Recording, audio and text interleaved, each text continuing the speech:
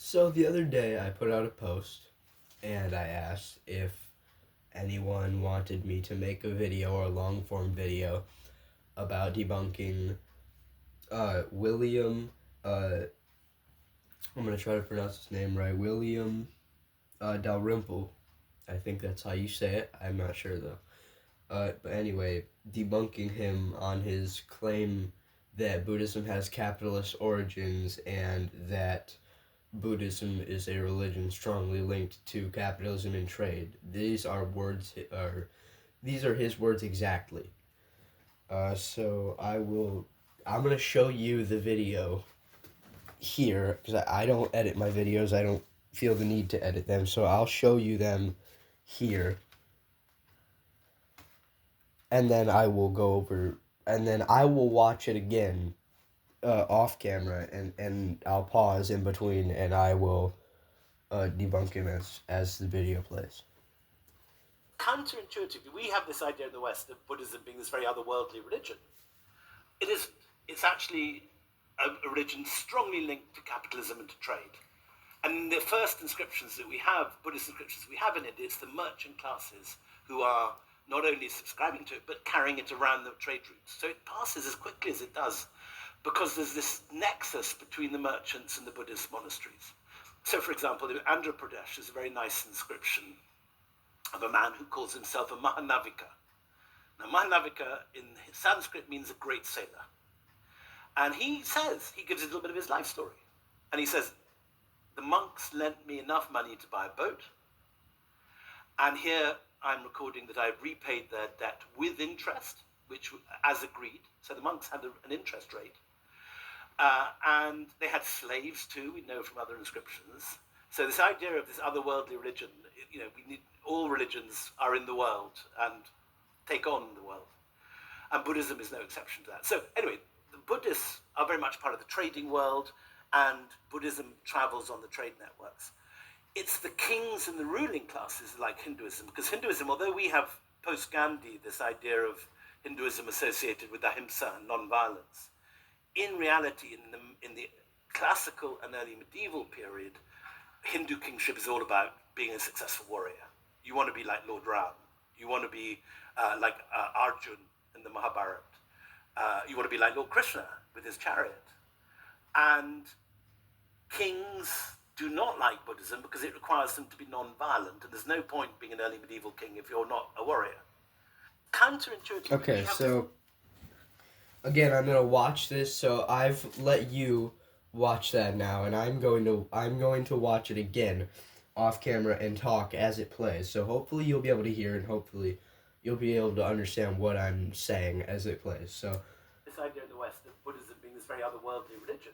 So he's saying that Buddhism, we have an idea in the West that Buddhism is an otherworldly religion. This is because it's on the other side of the world. So in a way it is. Though there have been people who have brought it over here. And there are also people who have lied about, or they've brought it over here, but they've changed things and lied about it. So, like him. It's actually a religion strongly linked to capitalism. Okay, so again, now he's saying that it's strongly linked to capitalism and trade. So Buddhism actually existed roughly 2,000 years before the idea of capitalism was either brought to that area or invented in general. So that argument there doesn't work. And then you might be able to bring up the argument, well, okay, religions change over time. Just because Buddhism wasn't a capitalist religion or belief system 2,000 years ago, what if it is now, or when William here is making this video? The problem is he continues on and continues lying about Buddhism and Hinduism to an extent, and I'm not denying that religions can change, and I would expect it to change, right? And to an extent, with this modern world, Buddhism has to reshape itself to be able to survive. It's how this works. It's how the world works, because we live in a capitalist world. So let's continue with William. And the first inscriptions that we have, Buddhist inscriptions we have in it, it's the merchant classes who are not only subscribing to it, but carrying it around the trade route. Okay, so he says that the first Buddhist inscriptions we have in India are merchant inscriptions and trade route inscriptions. Or not trade route inscriptions, merchant inscriptions. Talk. From what I can tell, he's talking about either they're trading. Here, I'll just listen to it again. So it passes as quickly as it does because there's this. Okay. Well, what I think he's saying is we have these Buddhist inscriptions that are talking about trade routes that are getting passed around quickly. Now, again, he's making no sense to me because the earliest complete Buddhist inscription we have is the Pali Canon, and in the Pali Canon, it talks about rules for monks and monastic life, monastic community, and then also the Four Noble Truths. So that really doesn't make much sense, and that doesn't sound very capitalist to me.